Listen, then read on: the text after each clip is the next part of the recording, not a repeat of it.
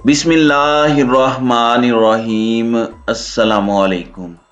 नाज़रीन कराम, नई वीडियो में आपको खुश आमदीद कहते हैं। मुल्तान के नश्तर हस्पताल की छत पर 500 लावारिस लाशों का मामला। एक ऐसा केस जिसने पूरे पाकिस्तान को हिलाकर रख दिया है। ये गली सड़ी और लावारिस लाशें किसकी हैं और एक हस्पताल की छत पर ये लाशें क्या कर रही हैं। अब ये मामला हल होता जा रहा है और मेडिकल तलबा ने इस सारे मामले का भांडा फोड़ दिया है। एक जानिब तो पंजाब हुकूमत इंक्वायरीज का हुक्म दे रही है, लेकिन अब बहुत सी चीजें सामने आ चुकी हैं। ये मुर्दा अशखास कौन थे, इसका असल मकसद क्या था, ये वाकया कब का है, कब से हो रहा है, और ये जो तस्वीर और वीडियोस जो कि इंतहाई दिलखराश हैं, यानी बहुत सी लाशें गली सड़ी हैं, बहुत से इंसानी आज़ा हैं। ये सारे नश्तर हस्पताल मुल्तान की छत पर क्या कर रहे थे, इसका असल जिम्मेदार कौन है, ये सारी की सारी डिटेल्स हमारे पास मौजूद हैं जो आपके सामने रखनी है।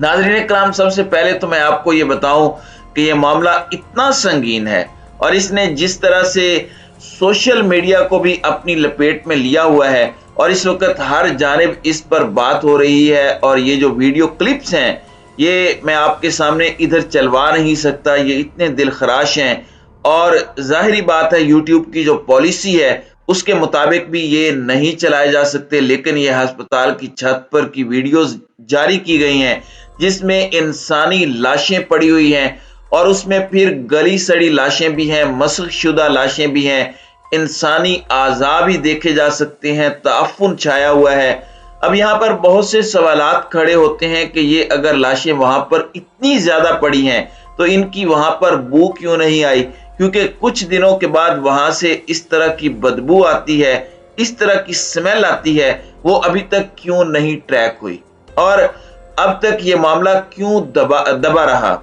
अब क्यों सामने आया। इस पर सबसे पहली अपडेट तो ये है कि वजीर आला पंजाब चौधरी परवेज इलाही ने नश्तर अस्पताल मुल्तान की छत पर लावारिस लाशें फेंकने के वाक़े की इंक्वायरी का हुक्म दे दिया है। और इस सारे के सारे मामले के अंदर उन्होंने नोटिस लेते हुए सूबाई secretary specialized health care and medical education से रिपोर्ट तलब कर ली है।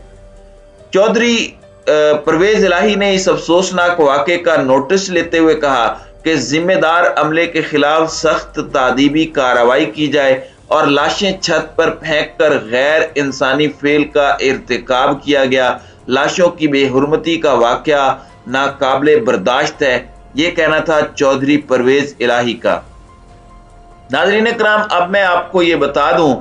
कि इस हवाले से जो डिटेल्स आ रही हैं, जो इब्तदाई तहकीकात हैं, उनमें जो कुछ सामने आ रहा है वो बड़ी परेशान कुन वीडियोस के बाद अब इस बहस के साथ अफवाहों और क्या सराइयों ने भी जन्म ले लिया है, जिसके बाद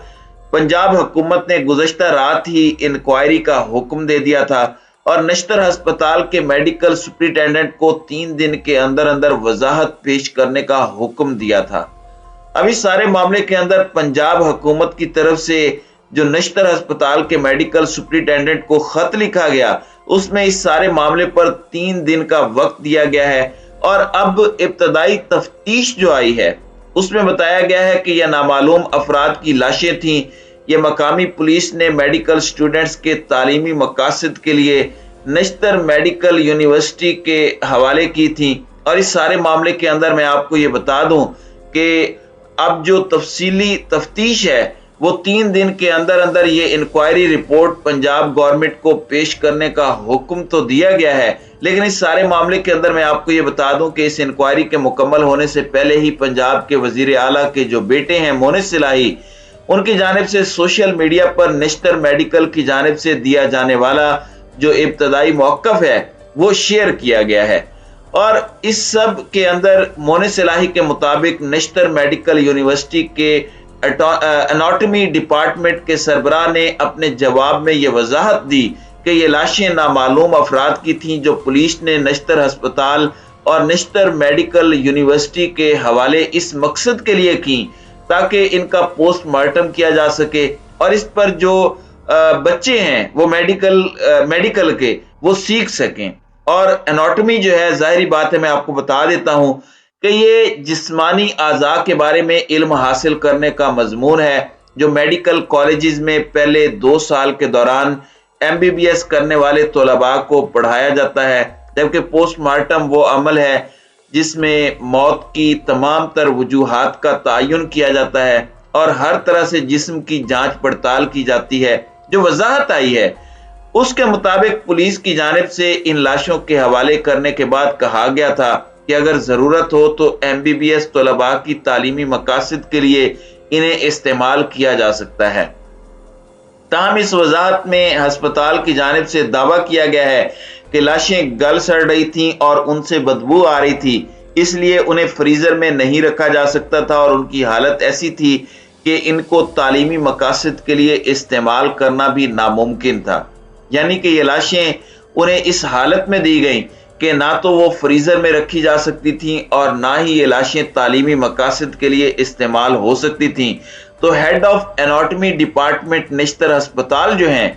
ان کے مطابق ان لاشوں کے گلنے سڑنے کا عمل مکمل ہونے کے بعد ان کے جسم سے ہڈیاں الگ کر لی جاتی ہیں جن کو تعلیمی مقاصد کے لیے استعمال کیا جاتا ہے اور پھر ان لاشوں کو دفنا دیا جاتا ہے۔ اس لیے لاشوں کی بے حرمتی کا کوئی معاملہ نہیں ہے، یہ اب ان کا موقف آیا، یہ وہ بتا رہے ہیں کہ یہ چیزیں سامنے ہیں کہ گلنے سڑنے کے بعد ان کی ہڈیاں نکال لی جاتی ہیں اور پھر لاشوں کو دفنایا جاتا ہے۔ اور اس سب کے اندر میں آپ کو یہ بتاؤں کہ اس معاملے پر ایک پریس کانفرنس بھی ہوگی اور اس میں جو طلباء ہیں انہوں نے بھی بہت ساری چیزیں بتائی ہیں اور طلباء نے بھی سارے معاملے کے اندر کچھ معاملات کے حوالے سے ان چیزوں کو ایکسپوز کیا ہے جو کہ بڑی امپورٹنٹ ہیں۔ اور اس سلسلے میں آپ کو یہ بھی بتا دوں کہ 2 طرح کے مردہ خانے ہوتے ہیں کسی بھی ٹیچنگ ہاسپٹل کے اندر ایکسپرٹس کے مطابق۔ ایک اناٹمی کا ڈپارٹمنٹ ہوتا ہے اور ایک فرانزک کا ڈپارٹمنٹ ہوتا ہے جہاں پوسٹ مارٹم کیا جاتا ہے اور پولیس جن کی شناخت نہیں ہو پاتی، اصول یہ کہتا ہے کہ وہ پوسٹ مارٹم کے بعد امانتاً وہ لاشیں مردہ خانوں میں رکھی جاتی ہیں تو وہ امانتاً رکھی جاتی ہیں، اور اگر پولیس میت کے جو ورثاء ہیں ان تک پہنچنے میں کامیاب ہو جاتی ہے تو لاشیں ان کے حوالے کر دی جاتی ہیں۔ لیکن وہ لاشیں جن کی شناخت نہیں ہو پاتی، جن کے لواحقین نہیں مل پاتے، وہ بدستور مردہ خانے میں موجود رہتی ہیں اور اسی طرح کا یہ سسٹم چلتا رہتا ہے۔ اور قانونی طور پر 2 ہفتے تک ایسی لاشوں کی شناخت کا انتظار کیا جاتا ہے جس کے دوران پولیس مختلف ذرائع سے لواحقین تک پہنچنے کی کوشش کرنے کی پابند ہوتی ہے۔ اس کے بعد ان لاشوں کو تعلیمی مقاصد کے لیے استعمال کیا جا سکتا ہے، تاہم عمومی طور پر ایسی ناقابل شناخت لاشوں کو 4 ہفتے تک رکھا جا سکتا ہے، جس کے دوران لاشوں کو گلنے سڑنے سے محفوظ رکھنے کے لیے اصول یہی کہتا ہے کہ آپ کیمیکل کے طریقے سے اور کیمیائی طریقے سے انہیں محفوظ رکھیں اور سٹوریج میں رکھیں۔ تو یہ کچھ اصول ہیں، کچھ تھم رولز ہیں، اور ایسی لاشوں کی حوالگی کا عمل پورا ہوتا ہے جس میں لکھا جاتا ہے کہ لاش کس نے حوالے کی اور میت کی دیگر معلومات وغیرہ کا اندراج کیا جاتا ہے۔ اور اس میں نارمل پریکٹس جو ہے ایکسپرٹس کے مطابق اور اس طرح کے جو دیگر ڈاکٹرز ہیں ان کے مطابق، تو وہ بھی یہی بتا رہے ہیں کہ یہ 3 مہینے تک اسے سیف رکھنا ایک طرح سے ذمہ داری ہوتی ہے، اور شناخت ہو جائے تو پھر وہ میت واپس کر دی جاتی ہے۔ اب یہ ایک بڑا سوال ہے کہ اس طرح سے ان لاشوں کو اوپر چھت پر پھینک کیوں دیا گیا اگر وہ آپ کے تعلیمی مقاصد کے لیے نہیں تھی۔ ایک انسان ہے، بے شک لاوارث ہے، اس کا کوئی والی وارث نہیں مل رہا، کل کو مل بھی جاتا ہے، نہیں بھی ملتا تو پھر بھی وہ انسان ہے، اور اس کی اس طرح سے لاش کو گلنے سڑنے کے لیے چھت پر پھینکنا، ایک دوسرے کے اوپر لاشیں پڑی ہوئی تھیں، یہ ایک چیز ایسی ہے جو ظاہری بات ہے بڑی اندوہناک ہے، اور اس میں مزید تحقیقات بھی ہوں گی۔ ابتدائی طور پر یہی ڈیٹیلز تھی ناظرین کرام جو میں نے آپ کے سامنے رکھ دی ہیں۔ آپ کی اس ویڈیو کے حوالے سے کیا رائے ہے؟ اب اپنی رائے کا اظہار کامنٹ سیکشن میں ضرور کیجیے گا۔